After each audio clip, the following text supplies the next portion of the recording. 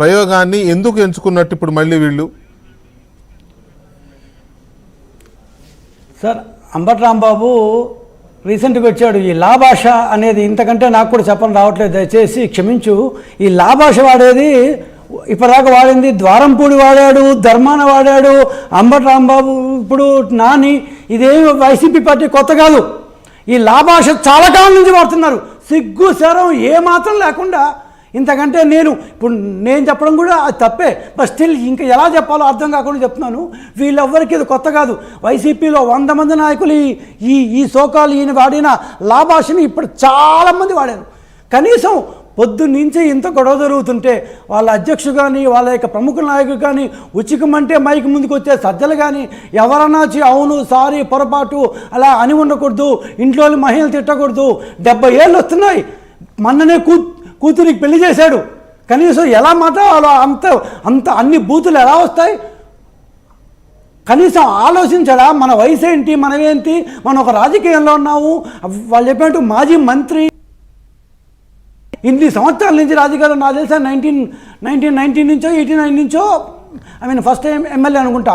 45 సంవత్సరాల పాటు దాదాపు రాజకీయాలు. ఎందుకు ఓడబెరకనా? సిగ్గు ఇగ్గు ఉండదా? మాట్లాడేటప్పుడు అర్థం కాదా ఏం మాట్లాడుతున్నావో? నీకు ఎంత కోపం వస్తే చంద్రబాబు అంటే మీ కోపం ఉండొచ్చు. మీరు గత 4 రోజుల నుంచి శనివారం పొద్దున సిట్టి వేసినప్పటి నుంచి మీరు చేసిన డ్రామాలన్నీ ఒక్కసారిగా దాన్ని బట్టపై లేపై ఏం చేయలేదు ఉండొచ్చు. మీరు కొత్తగా మీరు వేసే ఏ డ్రామాలు కూడా వర్కౌట్ కాకపోతుండొచ్చు. అయినంత మాత్రాన చంద్రబాబు గారిని అలా తిట్టావా? Don't you feel ashamed? ఒక 70 ఏళ్ళ వయసు వచ్చింది నీకు, ఆ మాత్రం ఇంగిత జ్ఞానం అనేది ఉండదా? రైట్.